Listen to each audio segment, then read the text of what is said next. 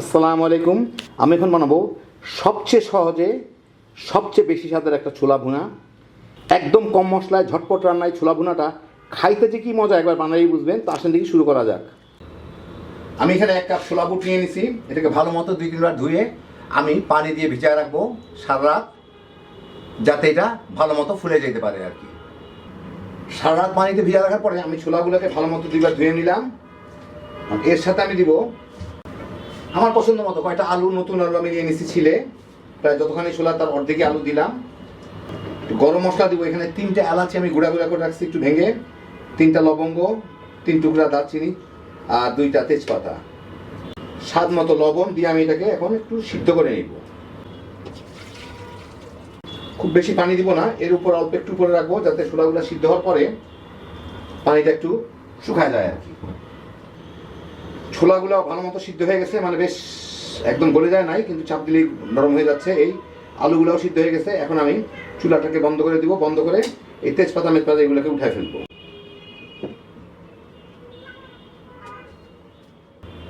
আরেকটা কাজ করব, সেটা হচ্ছে এই আলুগুলাকে আস্ত থাকবেন আমি একটু ভেঙে ভেঙে দিব আর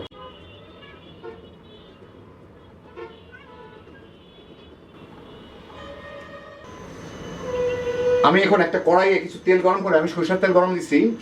এর মধ্যে এখানে 1 কাপ পেঁয়াজ আমি ফালি করে নিচ্ছি, এর থেকে অর্ধেকটুকু দিয়ে আমি একটু বেরেস্তা করে নিব।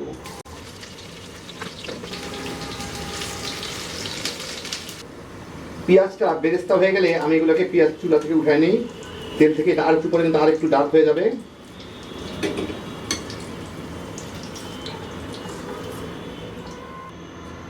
এখন এই একই তেলের মধ্যে আমি বাকি পেঁয়াজটুকু দিয়ে দিব।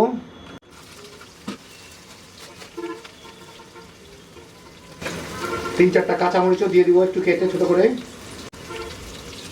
এর সাথে একটু ভেজে নিব। পেঁয়াজটা বাদামি করার দরকার নেই, একটু নরম হলেই হবে। পেঁয়াজটা একটু নরম হয়ে আসলেই 2-3 মিনিট জাল দিলেই হয়। এর মধ্যে আমি দিয়ে দিচ্ছি এখানে আগে মশলাটা দিয়ে দিই। এটা হচ্ছে যে কোনো কোম্পানির মাংসের মশলা, এখানে 1 টেবিল চামচ আছে, এটা দিলাম। খুব বেশি মশলাদার করবো না। তার আগে জিরা, ধনিয়া, হলুদ, মরিচ এগুলো দিয়ে দিতে পারেন যার যার স্বাদ মতো। আমি শর্টকাটে সারলাম, মাংসের মশলাটা দিলেই হয়ে যায়। 1 টেবিল চামচ দিলাম, খুব কম স্পাইসি করবো। যাই হোক, এখন এর মধ্যে দিয়ে দিচ্ছি 3টা টমেটো। আমি মাঝারি সাইজের 3টা টমেটো আমি ছোটো কিউব করে কেটে রাখছি, ওগুলো দিয়ে দিব।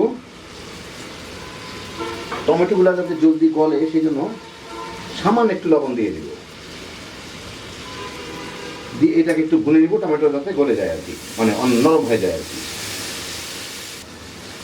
3-4 মিনিট ভুনে পানিটা শুকায় গেলে, টমেটোটা একদম গলতে হবে না, টমেটো নরম হয়ে গেলেই, একদম গলে গেলে আবার অত ভালো লাগবে না। একটু নরম হয়ে গেলেই টমেটোটা চাপ দিয়ে দেবেন, নরম হয়ে গেছে। বেশি নাড়ানাড়ি না করেই ভালো। যাই হোক, এর মধ্যে আমি এখন এই ছোলাগুলাকে দিয়ে দিব। আলুগুলাকে আমি যতদূর পারি একটু ঘুটে রাখছি, ভেঙে ভেঙে দিচ্ছি।